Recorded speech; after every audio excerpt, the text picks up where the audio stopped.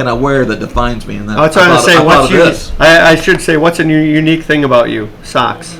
Because I have that as a question. I don't have it checked, but we're just going to kind of riff and go. Like, how much time do you have for today? Can I drop names during this whole thing, too? What do you mean? You can drop whatever you want. What do you mean drop names? Like people you want to work with? No, people that are inspire me. Yes. Because, Keith Moore inspires my sock game. Oh, okay. Yeah.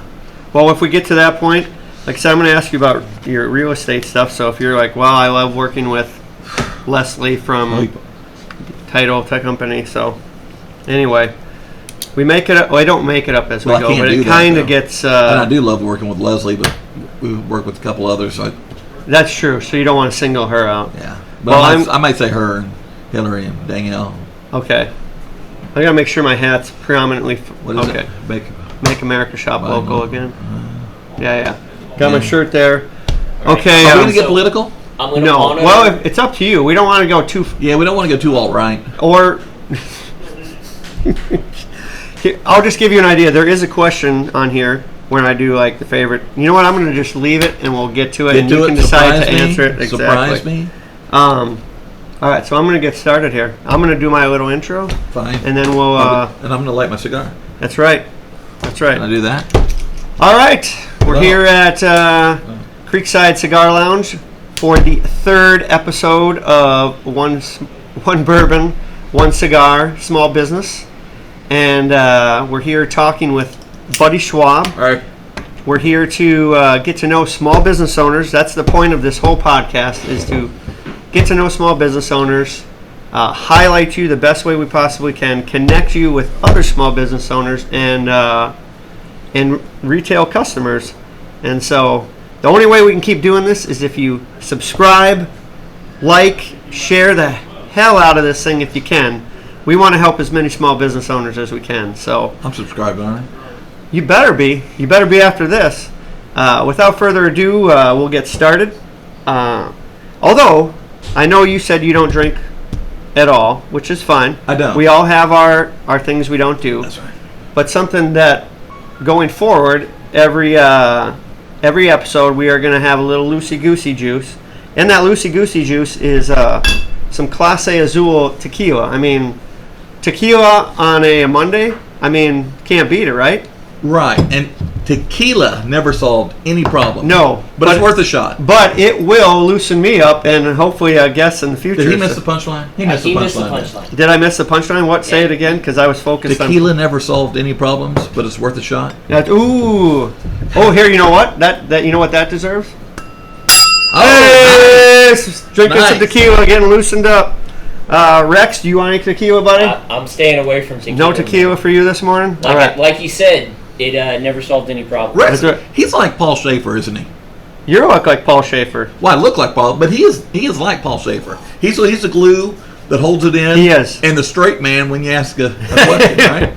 So we got, now this will... I hope you give him a lot of props for that. I do. Oh, nice. Well, this will have me loosened up here shortly, and... Well, good, because you're wound a little tight today. I typically am. He gets nervous on camera. Does he? Right. Yeah. Wow. Which is why we do the alcohol. Me too. And what are you smoking today? I don't know. You are smoking the Perdomo Toro, Connecticut.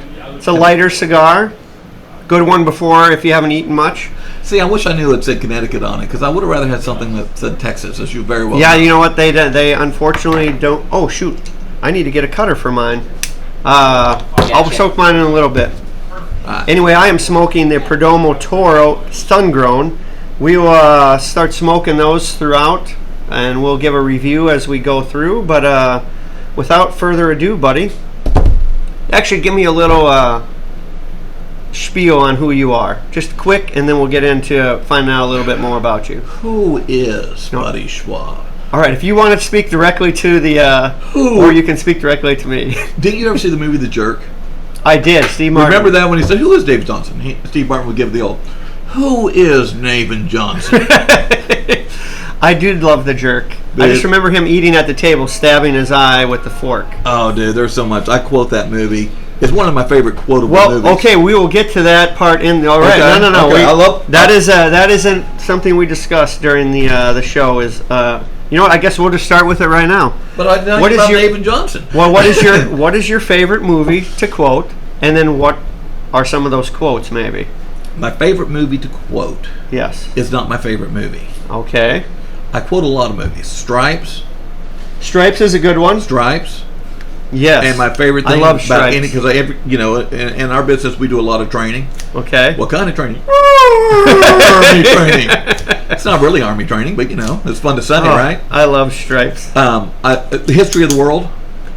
I have not seen that one. I've heard. Get the hell out. I have not seen it. Tell me a little bit about it before we. You've move seen on. History of the World, haven't you? I've seen History Mel of Brooks? the World, and I am eagerly awaiting History of the World Part 2, which is coming soon. It's on. Is it's it? on Netflix. It's a 3-part series. I haven't seen it yet, but it is on. My brother told me about it. I was excited. I can't Excited. wait. And now I know I need to go watch it. That's one of those movies. I'm married to. I'm married. You are? I am married. I'll ask you about that too. Well, we'll get to that, but she doesn't share the same flair for movies that I like. Okay, yeah. Well, that's usually men and women are. I mean, she never saw Animal House before we got. That's my all-time favorite movie. Well, I like Tommy Boy. Tommy Boy is my favorite movie to watch. It's a great sales movie. Back when I used to be a sales manager, everyone who worked with me had to watch Tommy Boy. Okay. Because it's relentless. It tells you how to keep going, how to persevere, how to get over the nose and press on. And that's right. And it's just a great movie. But probably Chicken Wings. That's hanging in my. Have you seen that in my office? I have not seen I have it hanging. That it says Chicken Wings, and it has a picture of him sitting at that desk with that car on fire and everything. Yeah. Chicken Wings. Yes. So that's a great scene. It is a great scene. But History of the World, Blazing Saddles, Yeah, those. Okay, so favorite quote then. What's a quote, an all-timer you use all the time that seems to find its way into your vocabulary routinely? You can get a good look at a steak by sticking your head up a cow's ass, but it's best to take the butcher's word for it. This is funny that you say this because you tried to say that the other day. Well, and the last guest we had, Mac Blackwell, had the same one. Oh yeah. Yeah, so that's Tommy Boy for the win twice. And let me apply that to me. You can go online and you can look for houses and do all that stuff. You can. Yes. And you could probably figure out how to buy one. I mean, you can, but it's Yes. best to just take the butcher's word for it. I mean, it really is. I mean, it's you can do all that stuff yourself. It's really tedious and it's a pain in the butt. It is a pain in the butt, and a lot of people won't do that because it is. But it's best to just take the butcher's word for it. I like the connection there, that relationship between the two. That's right. That's right. That's right. Well, and that's another one of my favorite things. That's right. That's right. That's right. And that was from what is that from? That's right. That's a Matthew McConaughey thing. Well, and so I'm already distracted because I've had this. Tell me a little bit about this shirt before we. You're kind of a dog fan, obviously. Your own dogs? No, these are my wife's dogs. Make no mistake, I have no dogs. These dogs. They own you. You don't own them, right? They really do. We were talking to Jesse, our friend who's a dog trainer, the other day. And, yes. We're saying he watched dogs. It's like, you don't have to watch these dogs. These dogs, I could pull up on my living room right now and I can tell you exactly what they're doing before I even do it. One of them sitting on one end of the couch and one sitting in the dog bed, or I say sitting, they're sleeping. Yeah, That's what they do. That's right. But this is this. Yep. That's Florence Hounderson. Florence Hounderson. We call her Little Shitsy. Yes. For obvious reasons. The obvious reasons. And this. The old dog. This old dog. It's really sad. That's his name is Froderhosen, but we just call him Fro. So we have Fro and Flo. And why? Why did you settle on those names? Because when we got Fro, he was kind of a fraternity dog. Okay. So when Teresa's my wife, when we got married, she had 2 boys at home. 2 boys that have been shielded by a mother. They never saw Animal House. They never saw History of the World. They never saw any of that stuff. It was horrible. Animal House. They never had cake for breakfast. What? I'm telling you. There's eggs in cake. It's healthy. And flour, I mean, Bill Cosby said that once. Absolutely. So they were, but so anyway, it was kind of a fraternity. So he was a Fro. He was a fraternity dog. That's where we got his name. Florence Hounderson. I just like the Brady Bunch. Okay. And we needed a name because we had a cat named Mo. Okay. Mofo, to be exact. Okay, then that's how I refer so we had cats. Fro and Mo, then we had Flo. Okay. And we got Flo because Fro wanted a puppy.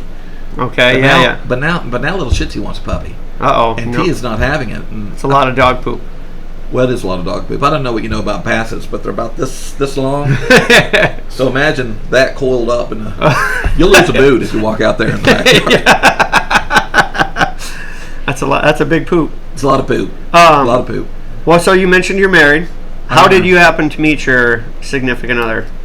Well, anything special? Did you was propose in a special way? Maybe I was dancing around a campfire for tips. And she hounded me to come dance for her more, and she ran out of money, but I did it anyway. And no, we actually met online. We are the first. We met online before Match.com was Match.com. It was something else first. All right. And I was in that. Creepy.com? Yes. I'm a creep? Well, I'll tell you another story. Remind me to tell you another story after this. Right. So we met online, and at that time in my life, I was vice president for the biggest bank in the world. I had my own house. I had a really nice truck, a nice boat. Loved to go fishing. Loved doing, and you know, my kids would go to their moms. I had custody of my twin daughters, beautiful young women now. Okay. But I had custody of them. So every other weekend, when they would go to their mothers, if I wanted to go to Vegas, I'd go to Vegas. You know, I did what I want when I want. It was when awesome. I want.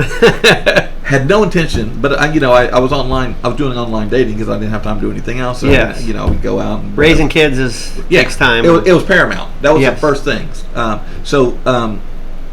Teresa, I call her T. Okay. So T was kind of doing the same thing, and at that point in my life, I was really Catholic, and she was really Catholic, and I taught religious education. I had custody of my daughters, you know, or they lived with me, and you know, and stuff. And she was looking for that kind of man. Okay. I guess I really pulled the wool over her eyes, because you know. So we went out, and I remember the first time we went out. You know, she was in the high-tech industry, probably one of the first women to be in the high-tech industry in the capacity that she was in. Sure. Well, she was when she started, but at this point you had it more. But when she walked around the plant, people looked busy. She was that person. Okay. So we started dating, and I remember our first 5 or 6 dates were nothing but telling each other, this is going nowhere. You know, we can go out to dinner, that's fun, dancing, whatever. It's going nowhere. She was focused on raising her sons. I was focused on raising my daughters. Honorable thing, for sure. Period. So about a year later, I introduced her to my daughters. And, you know, my girls liked her. That's always a win. And about a year after that, she introduced me to her sons, and you know, we hit it off pretty well. So you guys dated for a while then? Oh yeah, we did. Okay. So, but it was going nowhere, right? Sure. So, it was really, the reason, well, I'll get to that in a minute. The reason, we after about 5 or 6 years, I asked her to marry me. Okay. And she said yes. Surprisingly, huh? And, you need to relight that, or are you good? I think I'm good. Okay. I have a tendency to let my cigar go because I talk too much. You do talk. That's what I've been told, anyway. So we got married. Okay. Well, we didn't get married yet. We were. I went on a business trip with her. At that point, she owned her own business. I went on a business trip with her, and we were in Nashville. Memphis. Memphis. We were in Memphis. That's how I'll be saying Memphis here soon. We're in Memphis, Tennessee, and we were walking down Bill Street, and they had this place called Schwab's Drugstore. Okay. Kind of a famous thing on Bill Street. I took her picture under the sign, and I posted on Facebook with the name Schwab and her underneath it, and I was like, she wishes. She got so pissed off. She was mad at me, and she didn't tell me she was mad at me, and I didn't know I did anything wrong because I'm a man. I'm an idiot, yes, right? Yes, exactly. That's how it works. Yeah. So she was mad at me the whole time, and later on that night, we went to the Mecca in Memphis. we were at Graceland. Okay. And you like Elvis, huh? We'll get to that. We'll get to that. I love Elvis. So we were on the steps of Graceland, and I said, "This guy here, take a picture. You'll know when." He says, "Oh, okay." So we were at the steps of Graceland in a picture. I turned around real quick. I got on one knee and I proposed to her. The spirit of Elvis took over, and she said yes. I'm trying to think of what Elvis song that would inspire that. Probably a lot more action. Yeah, well, yeah. A little less talk and a lot more action. That's true. But we were still planning on having, we were dating about 5 or 6 years at that point. That's a pretty good run already to know. Yeah, and then we were thinking we'd wait another 5 or 6 years to get married because she, her kids were still at home. My kids at that point had gone off to college. Okay. And but we were sitting around her house one night, and again, she's a small business owner at this point, as you know small business owners. Mm-hmm. Yeah. One of the things she was doing one night while I was over there was paying bills, and she was complaining about man, my health insurance is so high. My health insurance, like, man, that's crazy. So, I don't know, it came out of my mouth. I was like, why don't we just get married? Go ahead and get married, and I can put you on my health insurance. There you go. And we planned a wedding in about she planned a wedding in about 2 weeks, because, I'm a man, again, I'm an idiot.